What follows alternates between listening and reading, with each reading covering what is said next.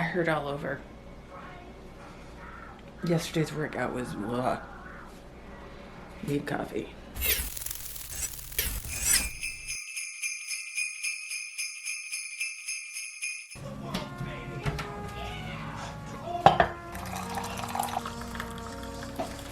So we are kid-free. It is like 7 o'clock at night and we have decided that we're gonna go get milkshakes for reasons.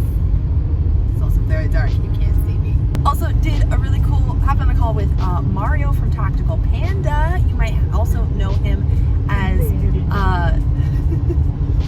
as Lee from Nerdly Niffler, her fiance.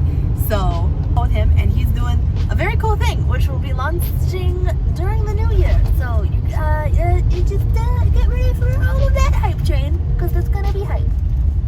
Are you hyped? He's in a constant state of unhype.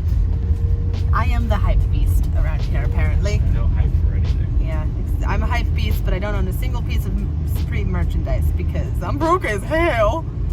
The line was too long at Burger King, so we're going to McDonald's. Carry on. No idea if what I did was just legal. We're back home, and we got milkshakes and burgers because we're being naughty. That is, I did not remember how big their large fry is from McDonald's. Good lord.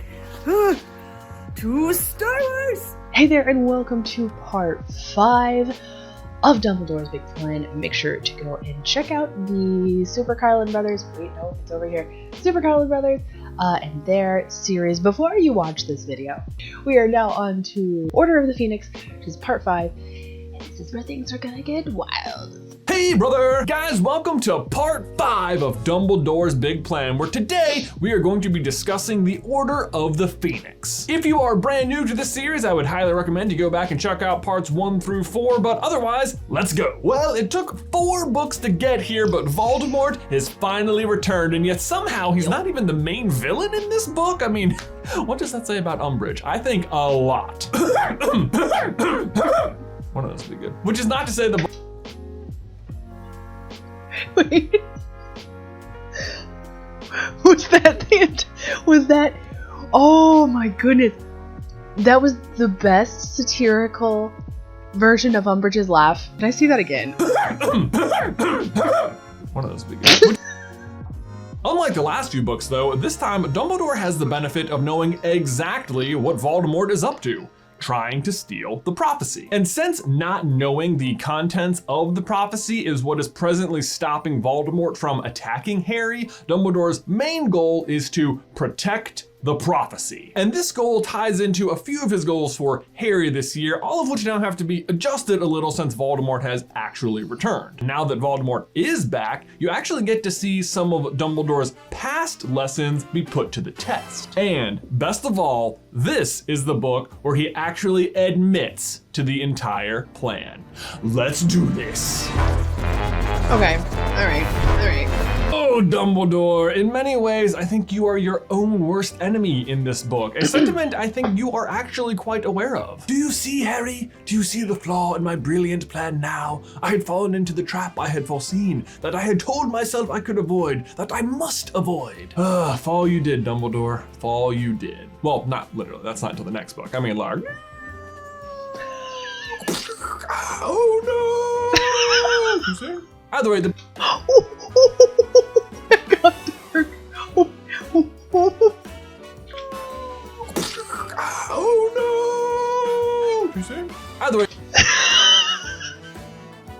Goals for Harry this year, which are, first, similar to how it was in Prisoner of Azkaban, is to keep Harry safe. Second is to demonstrate the corruption of the ministry and maybe encourage a little rebellion. And lastly is to finally tell Harry the contents of the prophecy and why Voldemort is after him. Which, let's be real, it is about time. Well, it's a good thing we saved the Philosopher's Stone, but why did Voldemort try and kill me as a baby? I know Philosopher's Stone, right? I swear, Harry, I swear I had some Birdie Bot's beans here. Wow, Professor, I can't believe I killed a basilisk, but Why did Voldemort try and kill me as a baby? Dude, have you seen this sword? This thing is awesome. How much do you think we could sell it for? Wow, can you believe time travel's real? And Voldemort's coming back because Pettigrew escaped. I really like to know why he tried to kill me. Hippogriffs are as hippogriffs do, Harry, and maybe have some chocolate. It helps for the Dementors.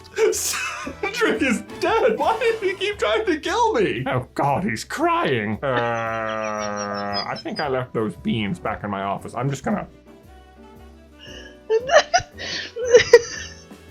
That was the single most perfect summary. Why is my camera haunted, but only when it's here? I need to watch that again. This is the single most perfect summary of Harry and Dumbledore's relationship that I think I have ever seen. Just Dumbledore being like, can't tell the kid now because it's far too scarring, or can't tell the kid now so we can't manipulate him later when he has more information. Why did he keep trying to kill me? Oh God, he's crying. So, Yeah. unlike last summer where Harry got to go to the Quidditch World Cup, this summer Dumbledore decides that it's better if Harry is left completely isolated the entire time. This is because, as Dumbledore explains, while you can still call home the place where your mother's blood dwells, there you cannot be touched or harmed by Voldemort. So, as far as Dumbledore is concerned, keeping Harry at number 4 Privet Drive as long as possible is the safest possible place Harry could be. Why he doesn't just tell Harry that this protection is in place is beyond me, but hey, at least in the meantime, he's got Mundungus and Mrs. Fig spying on him without Harry knowing the whole time. Wait, but Keeping Harry isolated directly after directly after Voldemort returns is specifically engineered by Dumbledore in order to manipulate Harry. He keeps him isolated so that he's safe at number 4 Privet Drive, when we have seen in the past that there are multiple places that would probably be just as safe. In fact, they repeatedly say that Hogwarts is the safest place in the wizarding world. Why can't Harry just live at Hogwarts? Now, we do see that breached later, and of course, no, we never see the defenses of number 4 Privet Drive breached at all, other than by Dumbledore himself to deliver letters, to have the Weasley family arrive repeatedly, to have Dumbledore himself be brought there at one point.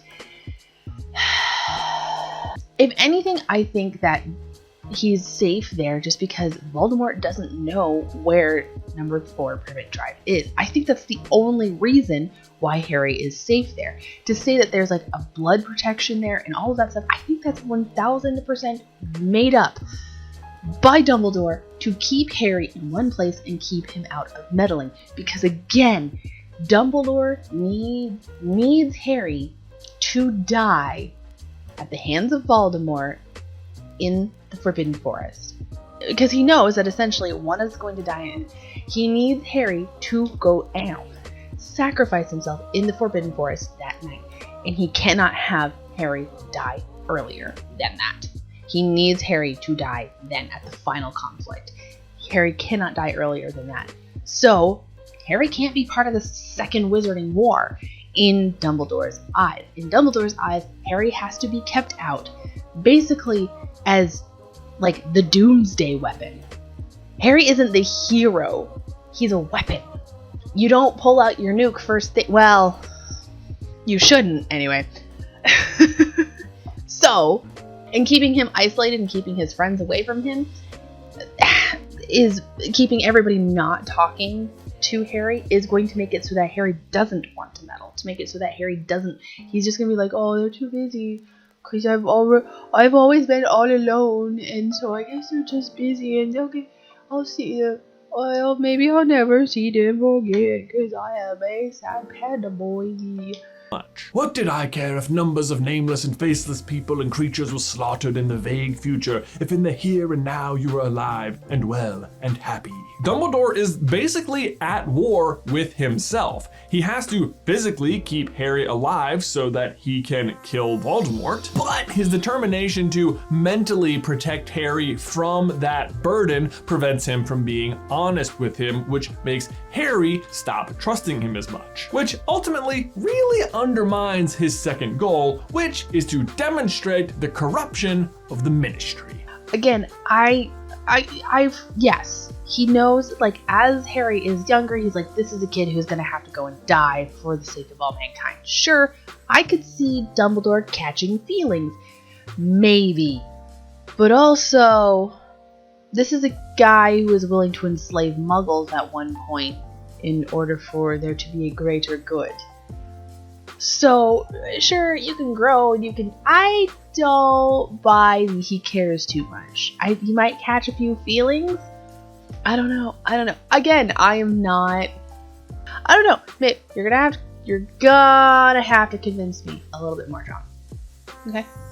Granted, Moody didn't like totally work out, and Lupin like could have killed somebody as a werewolf, but like whatever. But like, don't. Not whatever. Not whatever.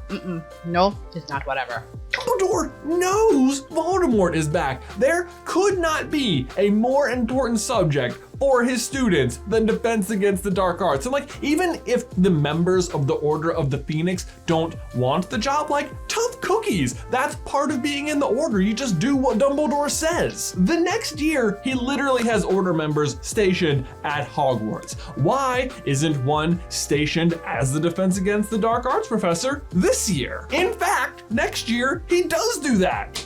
With Snape. Here is my list, my short list, it could be longer, of potential candidates that Dumbledore underutilized for this position. Kingsley Shacklebolt, Daedalus Diggle, Elphias Doge, Emmeline Vance, Sturgis Podmore, Arthur Weasley, Bill Weasley, Charlie Weasley, Hestia Jones, Tonks, Fleur Delacour, A Wet Plant, Dobby, Gilderoy Lockhart again, the actual Mad-Eye Moody, and this would have been my actual favorite, wait for it, Molly Weasley. Yes, Molly, who doesn't even appear to go out on missions for the Order of the Phoenix, and who I'm sure would have liked to have been close to her children during these uncertain times, and who, oh yeah, is the one who actually defeated the second darkest character in the entire series. Not my daughter, you bitch. Oh man, you cannot watch that scene without getting hyped. All Umbridge has...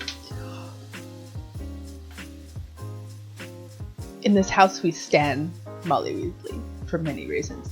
I approve this headcanon. Rabbit trail. Why then, if Harry understands through childhood the corruption within the Ministry, is he putting so much faith in it during Wizards Unite? Ooh, I'm not liking where that's leading me. Alright, moving on. Why doesn't Dumbledore himself just teach the class? I mean, we know he's done it in the past, and again, just literally anyone would have been better than Umbridge.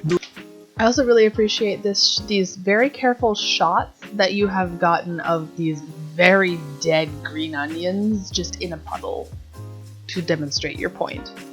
Make some miso out of that ish, come on! Because we all agree Umbridge is the actual worst, but at the end of the day, all she really has control over is a high school. But her control there does serve as a... You're a principal, chill! Oh, that's the messaging there. For me personally, because my bias is significantly anti-Dumbledore, constantly needing Harry to prove his loyalty and solidify his loyalty in Dumbledore definitely is leading him towards that, you need to die for me. And not necessarily for me, but for, like, you know, mostly the Wizarding world, but also for me. For reasons. Harry has to be the one to kill Voldemort, which means he's uniquely qualified to be the only one to guide Harry without an ulterior motive. Harry has to be able to trust only Dumbledore and say no to other offers of help, because no matter what, they will be self-serving, if not straight up malicious. Okay.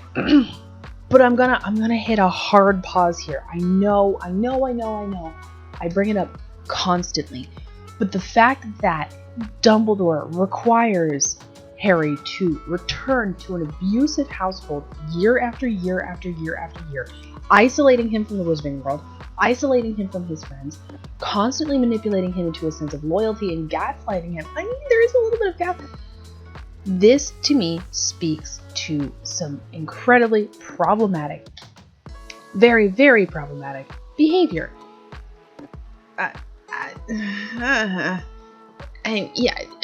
John keeps talking here about being a broken record and talking about the prophecy. I know I keep bringing that stuff up.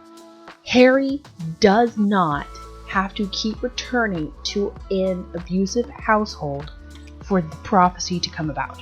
Like, full stop. Like full stop. He doesn't have to do it. Dumbledore obviously has the resources to keep Harry safe in between school terms.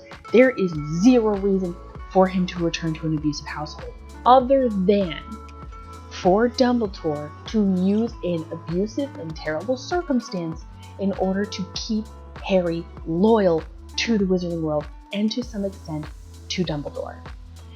The ends do not justify the means in this case. Yes, it still happened the way that Dumbledore apparently wanted it to happen, but at the end of the day, Dumbledore was not only complicit in child abuse, but he was what is the word for the thing? God. He was an accomplice. He aided and abetted child abuse. And I know I come back to that a lot, but it is still a huge sticking point for me. The Dursleys were not the most safe place for him to be. Full stop. Another huge problem that I have with this is that he did repeatedly, year over year, sacrifice children's education in order to prioritize manipulating a young man, grooming a young man. I find it super problematic. Not only that, but allowed the use of roofying in schools. Like love potions, let's be honest what those are. That's a date rape drug. Like, full stop. That's a date rape drug. Not cool. Really not cool. Okay. These are the thoughts and feels I have with Dumbledore. Okay. Okay. Prove me wrong, boys. Prove me wrong. Please. Let's hop on a podcast and talk this out, because I would love that. Plus, having Umbridge there offers Harry a way to practice fighting tyranny. Because having Umbridge there teaching them absolutely nothing almost immediately encourages unity and rebellion from about 75% of the student body. Which, if you recall, was the goal Dumbledore failed to accomplish last year, but something he definitely does not stand in the way of after the DA is formed. Which is also something he knows is happening the moment it is happening, because unbeknownst to any of the students, the barman at the Hogshead is Dumbledore's brother, Aberforth. And yet, Dumbledore does nothing to stop it. But I thought Aberforth and Dumbledore weren't on speaking terms. I don't know, but sure, yes. Sure. I do like this idea of Dumbledore inciting rebellion within the school. Because, as a punk rock anarchist myself, I was raised by anarchists. Let's be honest here. Authority is not absolute.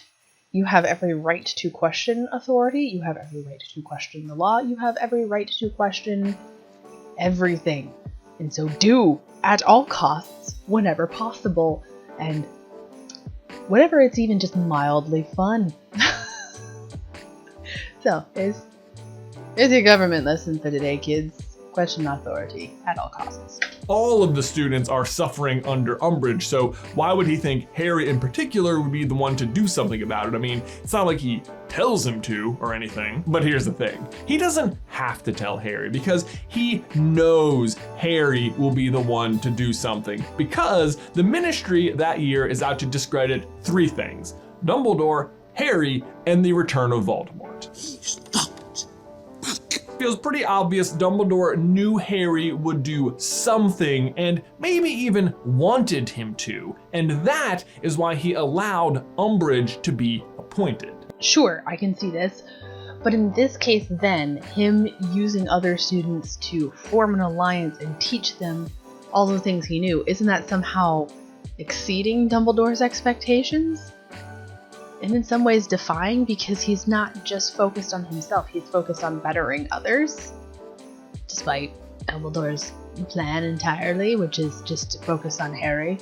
Dumbledore tells Harry, "I defy anyone who has watched you as I have, and I have watched you more closely than you can have imagined, not to want to save you more pain than you had already suffered." First of all, there it is, right there. Dumbledore just admitting to the plan, always having someone nearby to keep an eye on Harry and push him in the right direction when he needed it. And we touched on this a little bit earlier, but with Voldemort back, Dumbledore is officially out of excuses for not telling Harry why Voldemort tried to kill him. But it ends up working out okay for Dumbledore in the end because the prophecy is smashed, and at that point, there's no way for Voldemort to collect it, including breaking into Harry's mind, because after he tries to possess him and feels the mortal agony of coming into contact with a pure and whole soul, Dumbledore is confident Voldemort won't try and attack Harry's mind again. This, however, also means from Voldemort's point of view that he will never know the prophecy, so not gonna bother trying collecting it anymore. May as well revert to the original, very elegant plan, which is,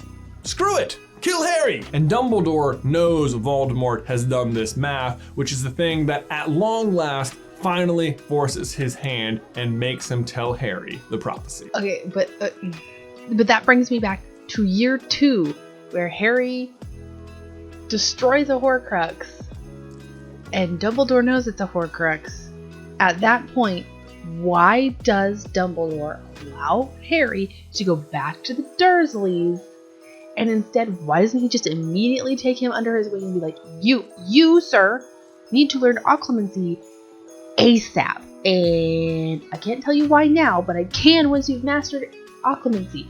So sit your butt down in the chair, and we're gonna learn some things now. And guess what? You don't have to go back to the Dursleys. You can just hang with me here at Hogwarts, and we're gonna do things in Hogsmeade, and it's gonna be great. We can just do things with Hagrid and learn occlumency. How's that sound? It's like summer school, but it doesn't suck because the Dursleys are so much worse than summer school. How about that? And Harry would have jumped on that like crazy. He'd have been like, yes please, let's do that now. He'd have jumped on that like I'm jumping on a hot fresh cup of coffee. Like, let's be honest. But he doesn't do it because it's far more convenient and far easier to continue to scar Harry's mind with abuse and neglect and isolation. That's my problem. Here's the thing. Okay, I think this is the thing that I need to make 100% clear. 100% clear. I do not doubt John's theory here. Jonathan, I think that your theory here is sound and wonderfully researched and 100% amazing. The only thing that I'm calling into question here is Dumbledore, specifically, and his root motives, because I genuinely do not trust Dumbledore's root motives. The whole world knows Voldemort is back now, so the time for preparation is over. But despite his honesty and despite Dumbledore telling Harry he was going to tell him everything, he doesn't. He still has at least 3 aces left up his sleeve. And boy, are they some big ones. But we will cover that next week. For now, that is it. That is part 5 of Dumbledore's big plan. Tune in next week for part 6 as we dive into the Half-Blood Prince. So there you go. There are my rebuttals to part 5 of this. Maybe one day I'll make my own series very similar to this, which is mostly just me going through and pointing out where I think Dumbledore really messed up and probably should have protected this young man instead of continuing to expose him to trauma. But that's my own beef. I really love this series. It's so well researched. Their supporting arguments are so well done, and I really like. I say there because it's the Super Carlin brothers. It's obviously Ben and John. But you know, I just I realize that this is all John doing this. So John, I genuinely think that your arguments are very well backed. I like them a lot. So don't think I'm throwing shade. I like you guys. You guys are really good YouTubers and you're doing a great job. In the meantime, we're gonna move on to the last part of my day today. So I'll see you in a little bit. It's Future Zoe. I realized I didn't do a wrap-up for yesterday's video. So here's Future Zoe doing a wrap-up for past Zoe. So, and we also didn't do the advent calendar. So let's dig into day 18 and see what's happening. Ooh, it's butterscotch. There's 2 butterscotches, which means I will probably hand one to the Huffle husband. So yesterday was kind of a weird day. Just like had a really nice day with the Huffle husband and like hung out a lot because both of the boys were over at Papa's house, and that was really great. Did a cool interview for some secret projects with Mario over at Tactical Panda, and then hung out on the phone for like 3 hours with Lee from Nerdly and Niffler, just like theorizing about Wizarding Night. That was so good. It was so good. It makes me, ooh, Wizzy Witches, this is your call. Are you ready? I'm sounding the Wizzy Witches horn. Wizzy Witches podcast. 3-hour conversation recorded every week of just us. This is just me spitballing. It would be a lot of work, but it might be really good though. But I also understand that like our conversations are for us and need to be for us, but also, oh, it'd be so good. It'd be so much fun to just like sit on a podcast and just like talk about random crap and spill the tea. It'd be so much fun. Maybe not. I don't know. Any hoozles, I'm going to go import my footage and then hang up stockings and go to bed because this is in the future, Zoe. Remember that I love you always. Have a great night.